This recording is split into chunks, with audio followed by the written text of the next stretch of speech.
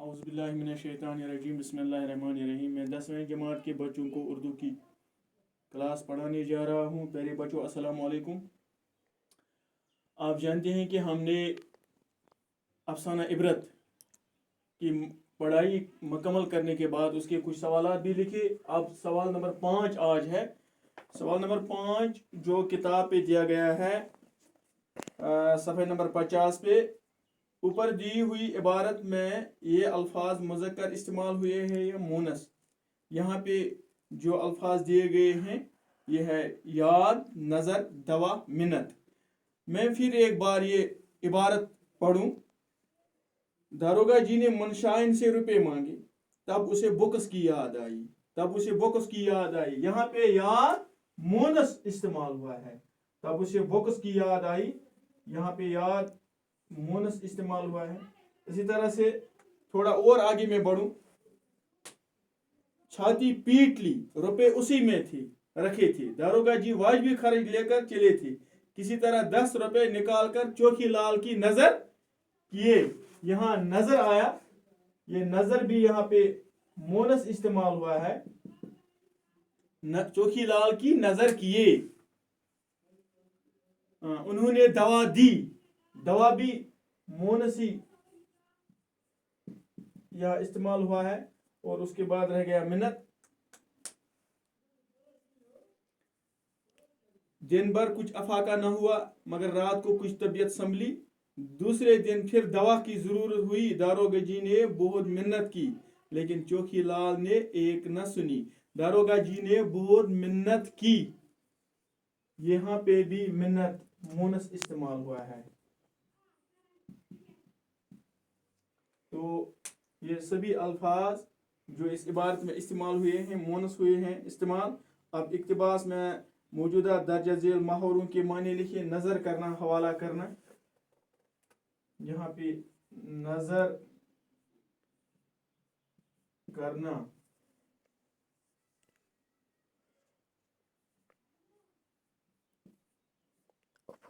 नजर करना, हवाले करना या नजर करना, हवाले करना, दे देना।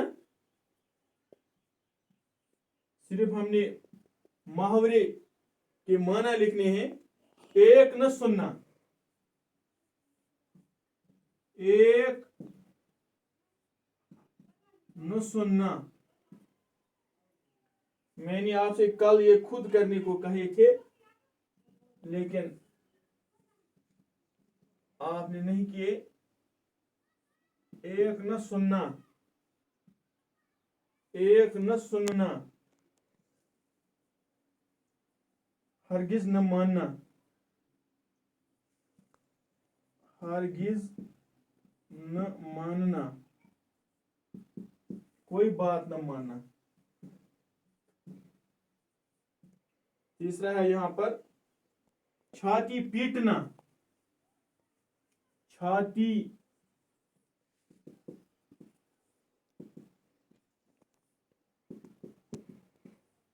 छाती पीटना, छाती पीटना,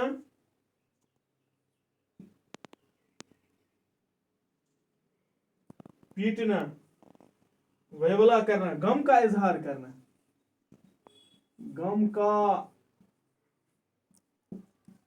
इजहार करना या वयवला करना। इसी तरह से चौथा जो है इस पे इफाका होना, इफाका होना, बीमारी में कमी वाका होना।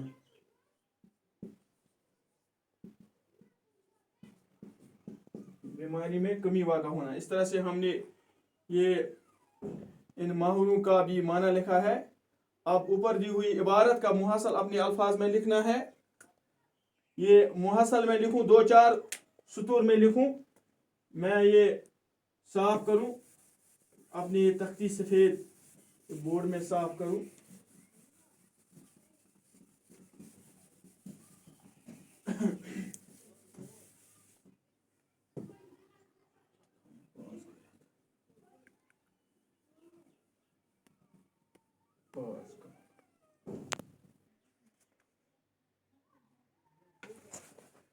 یہ عبارت جو ہے میں عبارت پڑھوں پھر اس کا محصل لکھنا ہے. داروگا جی نے منشیان سے روپے مانگے تب اسے بکس کی یاد آئی, چھاتی پیٹ لی, روپے اسے میں تھے رکھے تھے. داروگا جی واجبی خرچ لے کر چلے تھے. کسی طرح 10 روپے نکال کر چوکی لال کی نظر کیے, پھر انہوں نے دوا دی. پھر کچھ دن بھر کچھ افاقہ نہ ہوا مگر رات کو کچھ طبیعت سنبھلی. دوسرے دن پھر دوا کی ضرورت ہوئی. داروگا جی نے بہت محنت کی لیکن چوکی لال نے ایک نہ سنی. آخر منشیان کا ایک زیور جو 24 روپے سے کم کا نہ تھا بازار میں بھیجا گیا. تب چوکی لال نے دوا دی. شام تک منشی جی چنگے ہو گئے. اب یہ ہم نے اس کا محصل لکھنا ہے. اس کا محصل میں لکھوں یہاں پر اسی عبارت کا محصل.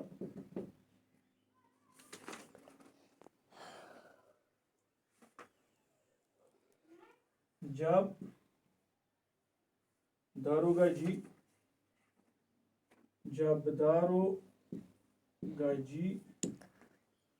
منشیان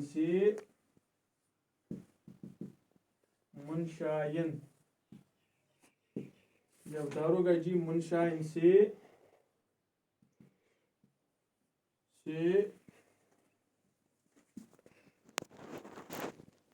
منشی جی کی دوائی کے لیے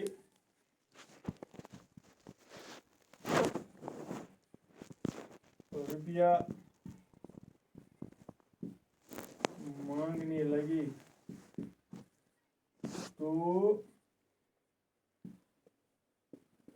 منشیان کو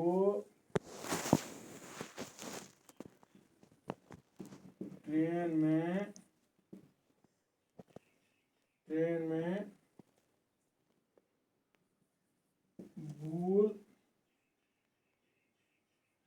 ہوئے بکس کی یاد آئی جس میں اس نے روپے رکھے تھے.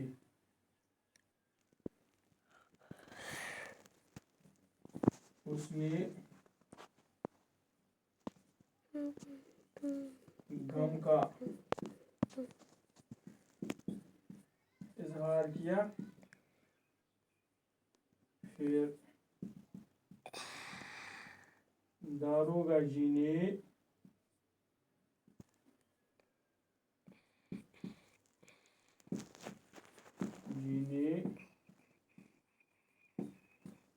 اس کے زیور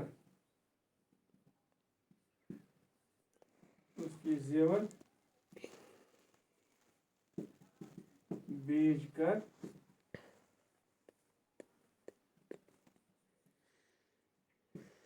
منشی جی کے لیے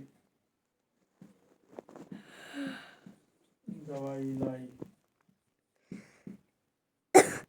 لائی.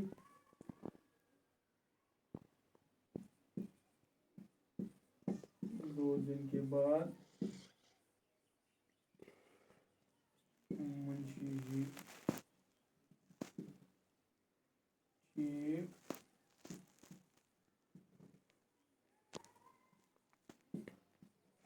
ہو گئی تھی.